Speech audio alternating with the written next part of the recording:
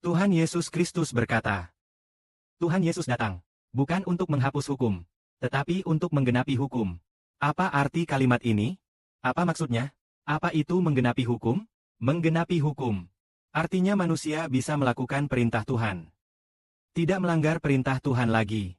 Itulah yang disebut menggenapi hukum. Demikianlah Tuhan berkata, jangan kira aku datang untuk menghapus hukum dan kitab para nabi. Aku datang bukan untuk menghapus, melainkan untuk menggenapi. Sesungguhnya aku berkata kepadamu, berlalu langit dan bumi pun lenyap. Tidak satu titik pun dari hukum akan dihapuskan. Justru harus dilaksanakan semuanya. Artinya, setiap aturan hukum harus digenapi semuanya.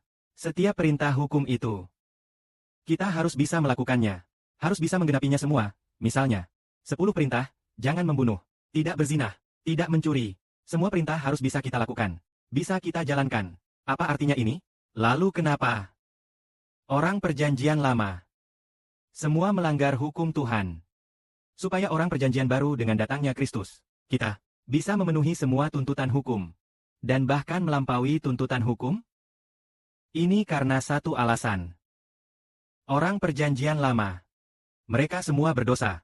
Perjanjian lama dibuat dengan lembu dan kambing jantan. Perjanjian dengan lembu dan kambing jantan. Lembu dan kambing dalam perjanjian lama tidak dapat menebus manusia dari dosa. Meskipun lembu dan kambing disembelih, diambil nyawanya dan darahnya untuk perjanjian.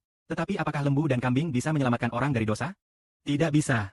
Meskipun darah lembu dan kambing ditaburkan di atas peti dan umat, darah sapi dan domba tidak bisa menghapus dosa manusia. Selain itu, lembu dan kambing yang disembelih mati tidak bisa bangkit kembali. Lembu dan kambing tidak bisa bangkit dan tidak bisa menyelamatkan manusia.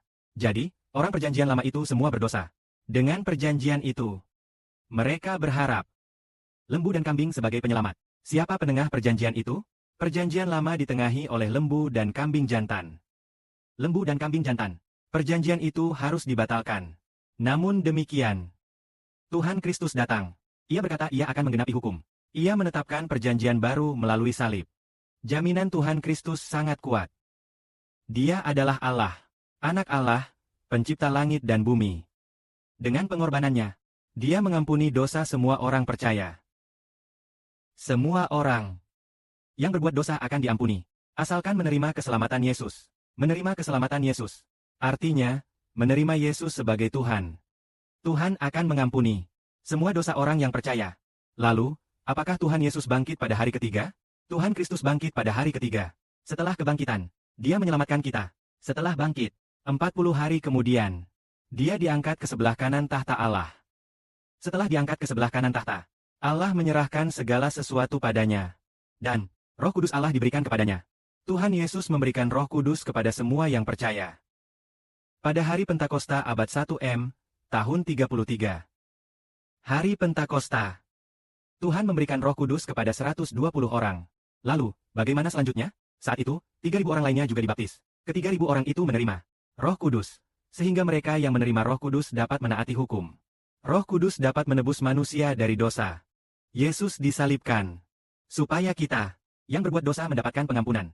Setelah dosa diampuni, Roh Kudus, Roh Allah, dapat menebus manusia. Menyelamatkan manusia dari dosa. Roh Kudus itu datang dari siapa? Itu berasal dari Yesus Kristus. Jadi, Tuhan Yesus Kristus datang ke dunia untuk menaati hukum itu. Artinya, semua orang yang percaya kepada Tuhan Yesus Kristus tidak lagi dikendalikan oleh dosa. Sebaliknya, mereka dipimpin oleh Roh Kudus. Setelah itu, menjadi orang yang dipenuhi Roh Kudus. Maka dikatakan semua, Tuhan datang ke dunia untuk memungkinkan orang menjadi orang yang tak berdosa, menjadi orang yang penuh Roh Kudus. Dengan begitu, mereka bisa menaati hukum. Mulai sekarang, semua yang percaya kepada Tuhan Yesus tidak akan lagi melanggar perintah Tuhan. Oleh karena itu, mereka dapat menaati hukum. Kemuliaan bagi Tuhan Yesus yang disalibkan bagi kita. Juga bagi Allah yang kita kasihi. Amin.